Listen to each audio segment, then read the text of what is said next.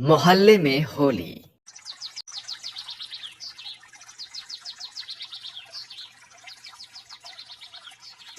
राधिका अपने नाम की तरह ही खूबसूरत थी। वो श्री कृष्ण की परम भक्त थी। वो एक दिन बेशक खाना बनाना भूल सकती थी, लेकिन श्री कृष्ण को याद करना कभी नहीं भूलती थी। आज वो मंदिर में इसलिए आई थी ताकि वो अपने मन की बात अपने कान्हा से बता सके। हे मुरली मनोहर, आपसे तो कुछ छुपा ही नहीं है। आप मेरे सबसे प्रिय हैं। आपको तो पता है कि आज मुझे देखने के लिए लड़के वाले आ रहे हैं। बस आपके भरोसे ही मैं अपनी जिंदगी में आगे बढ़ रही हूँ। अब सब आपके ही हाथों में है। ऐसा कहकर राधिका अपने घर आ जाती है, जहाँ पर उसकी माँ यशोदा उससे कहती है, आ गई मेरी बिटिया। चल अब जल्दी से तैयार हो जा, लड़के वाले आते ही होंगे। जी माँ। कुछ देर बाद लड़के वाले राधिका को देखने के लिए आते हैं और उसे पसंद कर लेते हैं। कुछ दिनों में उसकी शादी हो जाती है और राधिका अपने ससुराल यानी कि गोकुल मोहल्ले की नई बहू बन के आ जाती है। तभी वहाँ पर पूरे मोहल्ले के सबसे बुजुर्ग काकी जमुना वहाँ पर आती है। वहीं राधिका की सास उससे कहती है, बहू, ये हमारे मोहल्ले की सबसे बुजुर्ग काकी जमुना काकी है। इनके पैर छूकर आशीर्वाद लो। जी माँ जी। राधिका जमुना काकी के पाँव छूकर आशीर्वाद लेती है। जीती रहो टुनटुन की बहू, गोकुल मोहल्ले में तुम्हारा स्वागत है। अरे जमुना काकी, प्रेम जी छोटे अब नहीं रहे जो आप उन्हें टुनटुन कहकर बुला रही हो। अब वो बड़े हो गए हैं। हाँ काकी, आप क्या कह रही हो? अब मैं बच्चा नहीं रह गया, बड़ा हो गया हूँ। चुप कर तू कितना भी बड़ा हो जाए, हमारे लिए तो तू आज भी वही छोटा सा बच्चा है जो सारा दिन नाक में उंगली डाले हुए, चड्डी पहने हुए यहाँ से वहाँ घूमता रहता था। ये सुनकर सभी मोहल्ले वाले हंसने लगते हैं और राधिका भी अपनी हंसी को रोक नहीं पाती और जोर जोर से हंसने लगती है। प्रेम भी ये सब देखकर थोड़ा सा शर्मा जाता है, जिसके बाद उसकी माँ मनोरमा उससे कहती है, अरे बस भी करो, अब प्रेम के कान खींचना बंद करो। बहू, तुम कलश को गिराकर घर के अंदर आ जाओ। इनका तो ऐसे ही चलता रहता है। नई बहू की खूबसूरती को देखकर सभी लोग हैरान थे और एक दूसरे से बातें बनाने लगते हैं। सच में प्रेम की बहुरिया तो बिल्कुल चांद का टुकड़ा है। हाँ, ये बात तो आपने बिल्कुल 100% सच कही। अगर देखा जाए तो सुरभि राधिका तो तुमसे भी ज्यादा खूबसूरत है। लग रहा है इस बार की होली का माहौल राधिका ही जमाएगी। वैसे भी राधिका का हमारे मोहल्ले में ये पहली होली होगी। अरे ये बात तो ठीक है कि राधिका की ये पहली होली होगी हमारे इस गोकुल मोहल्ले में, लेकिन भला ये क्या बात हुई कि रंग वही जमाएगी? इतने सालों से मैं हर बार होली में रंग नहीं जमाती क्या? अरे नहीं बहन, हमने कब कहा ऐसा? नहीं, अगर तुम्हें लग रहा है तो तुम देख लेना, इस बार की होली में रंग तो मैं ही जमाऊंगी। दरअसल मोहल्ले वालों के मुंह से राधिका की खूबसूरती की तारीफें सुनकर सुरभि अंदर से जल सी जाती है। वैसे भी मैं राधिका की जेठानी हूँ और अपनी देवरानी को इतने जल्दी मोहल्ले वालों की लाडली नहीं बनने दूंगी। मुझे कुछ न कुछ तो रास्ता निकालना ही होगा। दरअसल राधिका सुरभि से भी ज्यादा सुंदर थी, जिस वजह से सुरभि को राधिका से और भी ज्यादा जलन हो रही थी। माँ जी, ये लीजिए प्रसाद। जीती रहो बहू, सदा खुश रहो। काकी जी, ये लीजिए प्रसाद। हाँ हाँ लाओ बहू। वैसे राधिका बहू, तुम कभी मथुरा गई हो और वहाँ की बरसाने की होली देखी है? हाँ काकी जी, एक बार गई थी माँ बाबूजी के साथ, बहुत साल पहले। चलो अच्छी बात है।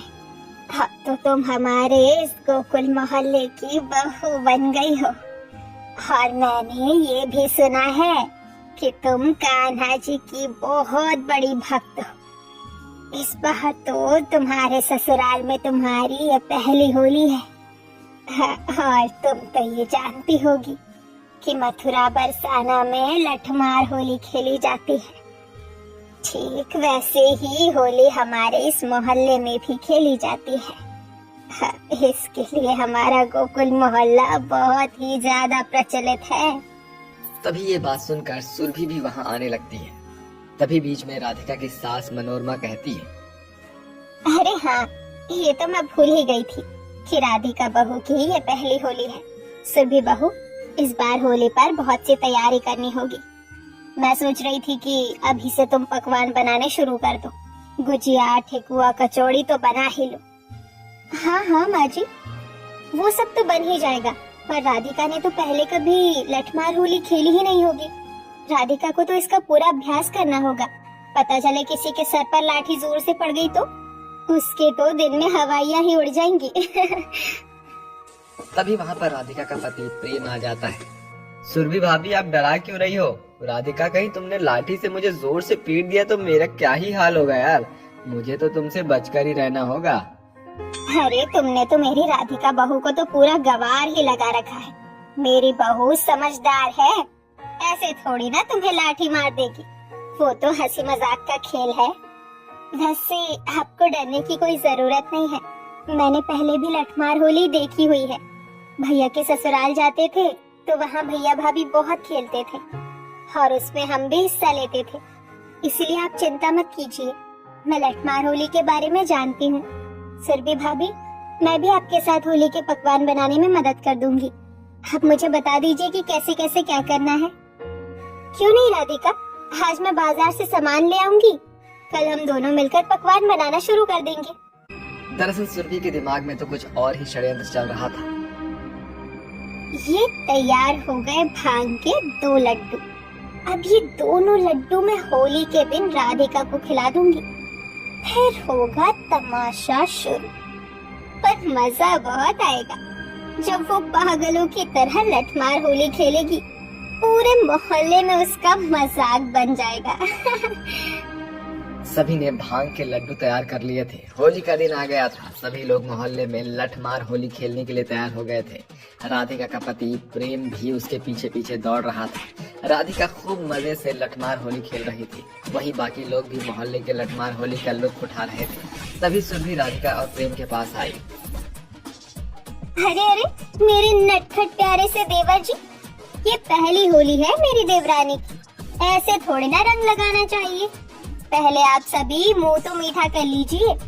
ये लो लड्डू आपका, और ये राधिका का ये 2 लड्डू मैं खास तुम्हारे लिए अपने हाथों से बनाकर लाई हूँ।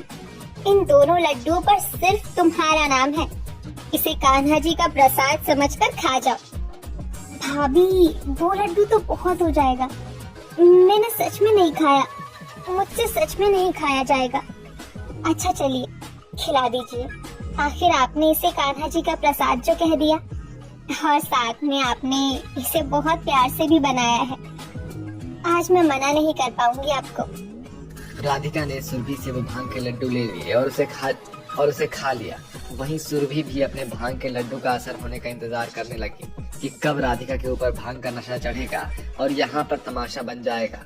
पर कहते हैं ना कि जिसकी रक्षा स्वयं श्री कृष्ण करते हैं तो उसका भला कोई बाल भी बांका कैसे कर सकता है। सुरभि ये भूल गई थी कि राधिका भगवान श्री कृष्ण की परम भक्त है। सुरभि इधर परेशान हो गई कि ऐसा कैसे हो सकता है। ऐसे ही इंतजार में शाम हो जाती है और वहीं सुरभि ये समझ नहीं पा रही थी कि आखिर भांग का नशा राधिका पर क्यों नहीं हुआ। तभी राधिका उसके पास आती है। दीदी, आप यही सोच रही है ना कि मेरे ऊपर भांग का असर क्यों नहीं हुआ? मैं आपको बताती हूँ। क्योंकि मेरे साथ मेरे कान्हा जी थे। सुबह जब मैं अपने कान्हा जी की आरती कर रही थी तो मैं प्रसाद ले जाना भूल गई। मैं रसोई में आ गई लड्डू लेने के लिए, ताकि मैं कान्हा जी को भोग लगा सकूं। तभी मैंने आपको देखा कि आप उन 2 लड्डुओं में भांग मिला रही हो। शायद ये मेरे कान्हा जी का ही इशारा था, ताकि मैं आपकी सच्चाई जान पाऊं। मैंने वो दोनों भांग वाले लड्डू हटाकर उनकी जगह तो दूसरे लड्डू रख दिए थे जिनमें भांग नहीं थी। सच में राधिका, मुझसे बहुत बड़ी भूल हो गई। मैं ये कैसे भूल गई कि तुम कान्हा जी की भक्त हो और उनके भक्तों को भला कभी कुछ नहीं हो सकता। और मैं होली जैसे इतने पावन त्योहार को तुम्हारे लिए खराब करने चली थी। मुझे माफ कर दो, मुझसे बहुत बड़ी भूल हो गई राधिका। कोई बात नहीं दीदी, मुझे आपसे कोई शिकायत नहीं है। राधिका, तुम सच में बहुत अच्छी हो। और वैसे भी अच्छी क्यों ना हो, जिसका नाम राधिका हो वो अपने संस्कार विचार से कैसे भटक सकती है। मैं सच में अपने किए पर बहुत शर्मिंदा हूँ। अरे दीदी, अब जाने भी दो। वैसे भी होली के त्योहार पर दुश्मन भी अपने बन जाते हैं। तभी तो कहा जाता है कि बुरा ना मानो, होली है। हाँ, तुमने एकदम सही बात बोली। जिसके बाद सुरभि और राधिका एक दूसरे को गुलाल लगाते हैं और एक दूसरे को हैप्पी होली विश करते हैं। वहीं उस दिन के बाद से सुरभि के अंदर से सारे कड़वाहट राधिका के प्रति दूर हो जाते हैं और अब वो दोनों देवरानी जेठानी एक साथ मिलजुल कर अपने गोकुल मोहल्ले में रहती है और इस तरह से सभी लोग खुशी खुशी रहने लगते हैं।